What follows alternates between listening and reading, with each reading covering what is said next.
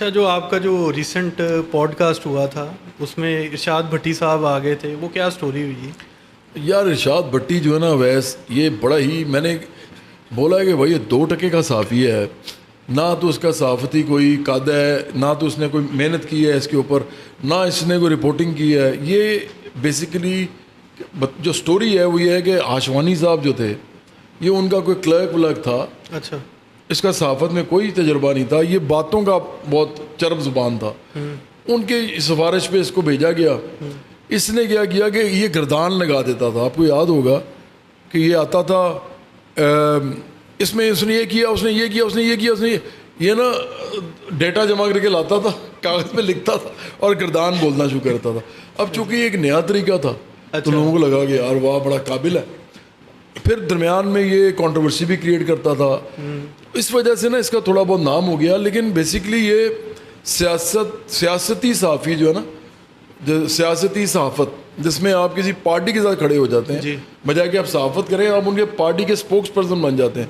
تو یہ میرا خیال ہے اس فیلڈ کا ایک مسخرہ سا آدمی ہے. اچھا. یہ بس اس کو کامران چاہیے جیسے لوگ لے آتے ہیں، وہ اس کو بٹھا لیتے ہیں اور وہ مسالہ بناتے ہیں. اس کی وجہ سے مجھے کہہ رہا تھا کہ میرے ساتھ پوڈ کاسٹ کریں.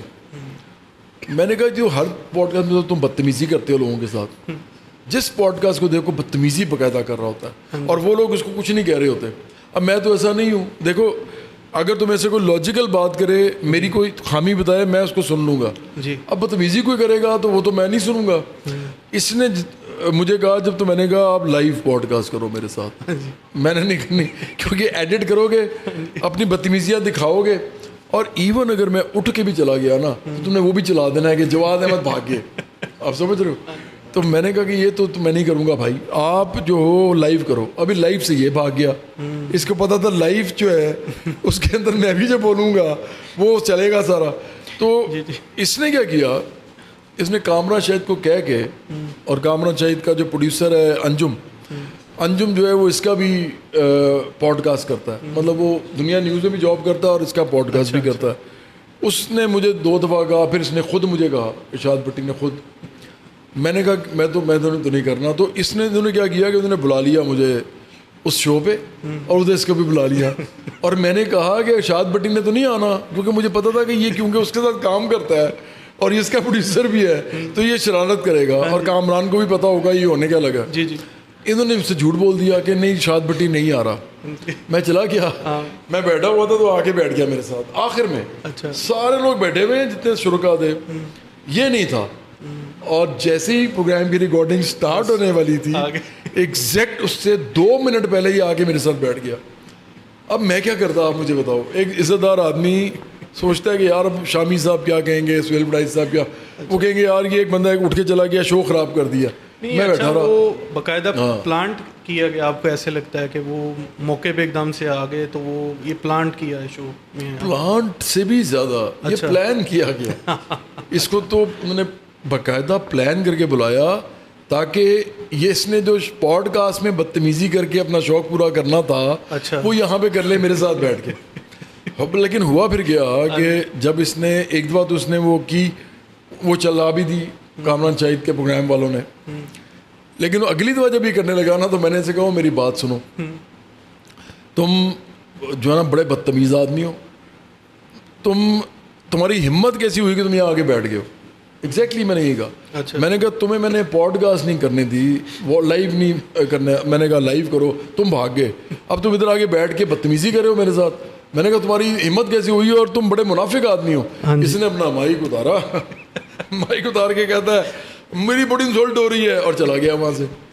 سر ایسی ہے نا، یہ ٹپیکل ان کا طریقہ ہوتا ہے. یہ پھر فیس نہیں کر سکتے جب ان پہ آتی ہے نا بات. تنقید جس مرضی پہ کریں، لیکن جب خود ان کو فیس کرنی پڑتی ہے تو پھر اس طریقے سے بھاگتے ہیں میدان میں. اصل میں نا ان کو ایسا کوئی سیاستدان ٹکرتا نہیں ہے جس کو کسی بھی چیز سے کوئی فرق نہیں، وہ ڈرتا ہی نہیں ہے.